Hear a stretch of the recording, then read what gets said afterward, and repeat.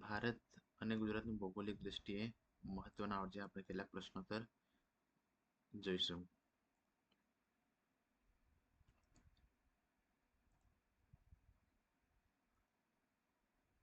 ભારતનું કયા રાજ્યની સરહદ સૌથી વધુ દેશો સાથે જોડાયેલી છે?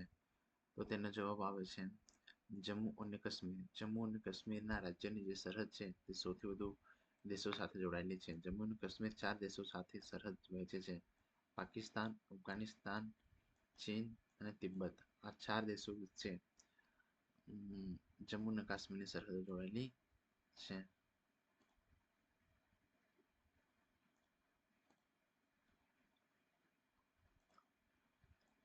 ભારતનો સૌથી મોટો રાજ્ય વિસ્તારના દ્રષ્ટિકોણ કયો છે? તો જે રાજસ્થાન છે એ સૌથી વધુ રાજ્યનો વિસ્તાર, જે જમીનનો વિસ્તાર છે તે સૌથી વધુ જમીનનો વિસ્તાર દર્શાવે છે. રાજસ્થાનના ભારતનું સૌથી મોટું રાજ્ય વિસ્તાર લગભગ 3.42 લાખ ચોરસ કિલોમીટર ધરાવે છે.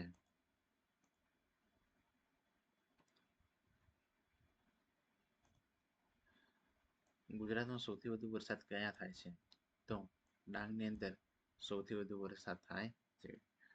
તેની અંદર 200 mm થી વધુ વરસાદ થતો હોય છે.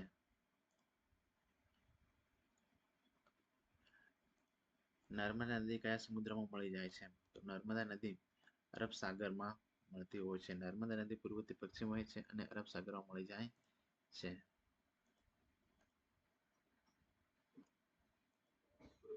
ભારતે કૃષિ માટે સૌથી વધુ ઉપયોગી જમીન કઈ છે? તો કૃષિ માટે સૌથી વધુ ઉપયોગી જમીન કાળી જમીન હોય છે.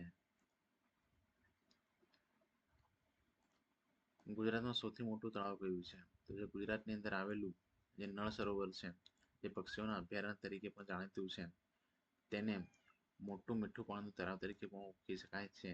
તે મોટું તળાવ નળ સરોવર તરીકે ઓળખાય છે.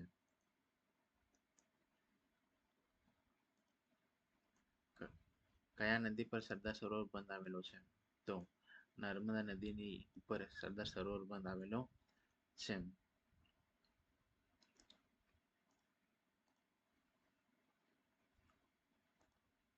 કયા પવનને ચોમાસું પવન કહેવામાં આવે છે? તો જે મોસમી પવનો છે, મોન્સૂન પવનો છે અને મોસમી પવનોને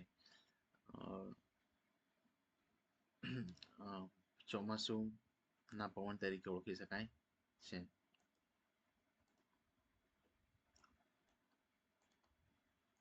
ગુજરાતના કયા જૈન વિવિધતા હોટસ્પોટ આવેલા છે? તો ગીર રિઝર્વ. ગુજરાતમાં કયા જૈવ વિવિધતા હોટસ્પોટ આવેલો છે? તો તેનો જવાબ થાય છે ગીર રિઝર્વ. ગીર જંગલ એ એશિયાટિક સિંહોનું એકમાત્ર નિવાસ છે, જેને બાયોડાયવર્સિટી હોટસ્પોટ માનવામાં આવે છે.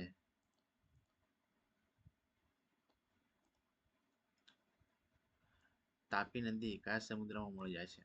તો તાપી નદી અરબ સાગરને મળે છે. તાપી નદી મધ્યપ્રદેશથી શરૂ થાય છે અને અરબ સાગરમાં જઈને મળી જાય છે.